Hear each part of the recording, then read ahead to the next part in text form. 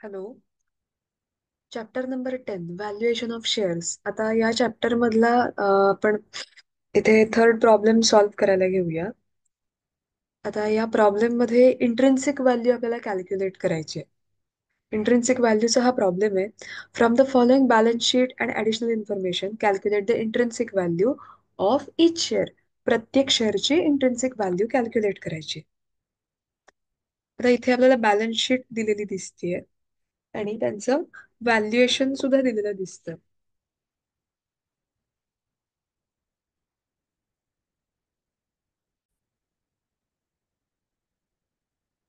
आपण कॅल्क्युलेशन करायला घेऊया. इथे व्हॅल्युएशन त्यांनी दिलंय. Valuation of asset. Lease hold property त्यांची बुक व्हॅल्यू आहे 3,50,000 अँड व्हॅल्युएशन तिचं केलंय 4 लाखाला. फर्निचरची बुक व्हॅल्यू आहे 60,000 पण त्याचं व्हॅल्युएशन झालंय 50,000ला. आणि गुडविलची बुक व्हॅल्यू 1,20,000 आहे पण तिचं व्हॅल्युएशन झालंय 2,40,000. आता इथे ह्या रिव्हॅल्यूड अमाऊंट दिलेल्या आहेत. त्यामुळे फर्स्ट आपण नेट ॲसेट व्हॅल्युएशन मेथडने कॅल्क्युलेट करून घेऊया. नेट ॲसेट व्हॅल्यू मेथडमध्ये आपल्याला काय करायचं आहे तर सगळ्या ॲसेटची ॲडिशन करून घ्यायचे. सगळ्या ॲसेट मायनस ज्या काही करंट लायबिलिटीज असतील त्या सगळ्या लेस करून घ्यायचे. त्यानंतर जे काही फायनल अमाऊंट येईल त्यातून आपल्याला प्रेफरन्स शेअर कॅपिटल जर असेल तर ते डिडक्ट करून घ्यावं लागतं. आपण सॉल्व्ह करायला सुरुवात करूया. प्रॉब्लेम मध्ये ज्या ज्या सगळ्या ऍसेट दिलेल्या दिसतात. आता गुडविल इथे ऍक्च्युअली त्याची बुक व्हॅल्यू 1,20,000 आहे आणि कॅल्क्युलेशनला रिव्हॅल्यूड अमाऊंट गुडविलची आहे 2,40,000. ज्या वेळेला अशी कंडिशन येते की बुक व्हॅल्यू वेगळी आहे आणि इथे रिव्हॅल्यूड अमाऊंट वेगळी दिलेली दिसते त्यावेळेला we will consider this revalued amount. इथे माझा कर्सर दिसत असेल सगळ्यांना. इथे ही जी रिव्हॅल्यूड अमाऊंट दिसते 2,40,000 हीच व्हॅल्यू आपण कन्सिडर करतो. आणि हे ह्या बाकीच्या ऍसेटना सुद्धा ऍप्लिकेबल आहे. लिझोल्ड प्रॉपर्टीला आपण 4 लाख घेणार, फर्निचरला 50,000 आणि गुडविलला 2,40,000. आणि बाकीच्या ज्या ऍसेट आहेत त्यांच्या व्हॅल्यू रिव्हॅल्यूड झालेल्या नाहीयेत त्यामुळे त्या ऍज इट इज जशा आहेत तशा आपण टेक ओव्हर करून घेणार. आधी घेऊया goodwill 2,40,000. Then lease hold property. Lease hold property 4 लाखला दिलेली आहे. So 4 lakh. Then furniture. Furniture 50,000ला दिलंय. Next investment. See in the problem. Investment 50,000. Next current account. इथे sorry current assets. Current asset दिलेले आहेत 75,000च्या. सो या इथे करंट अकाउंट झालंय चुकून, करंट ऍसेट हवंय. Just a second, I will correct this.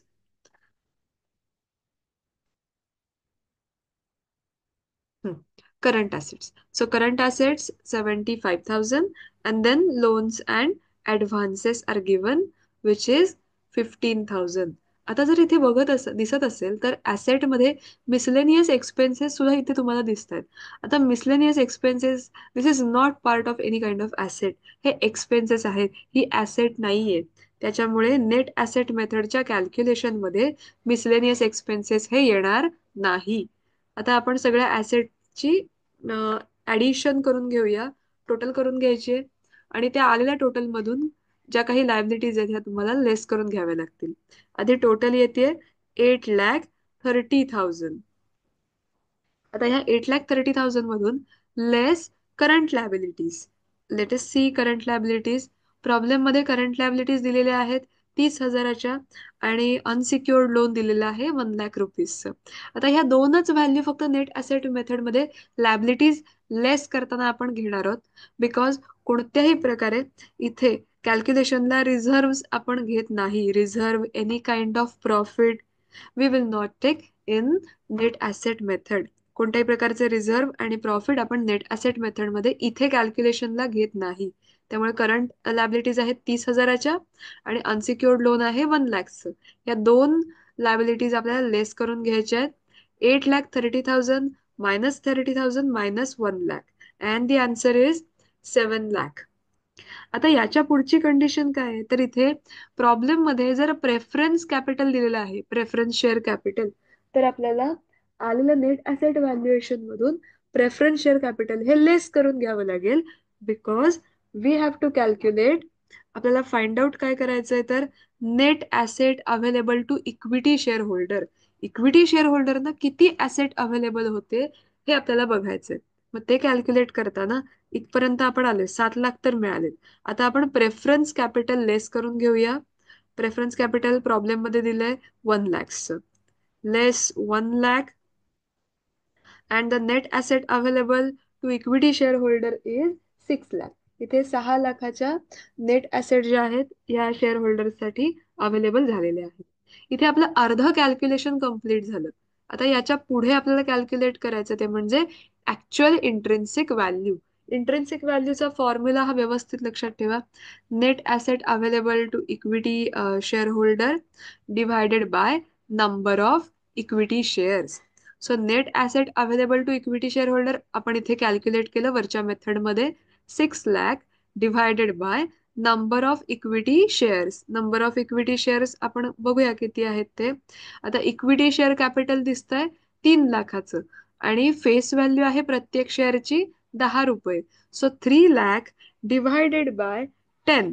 3 lakh divided bye 10 किती येतात तर 3,000.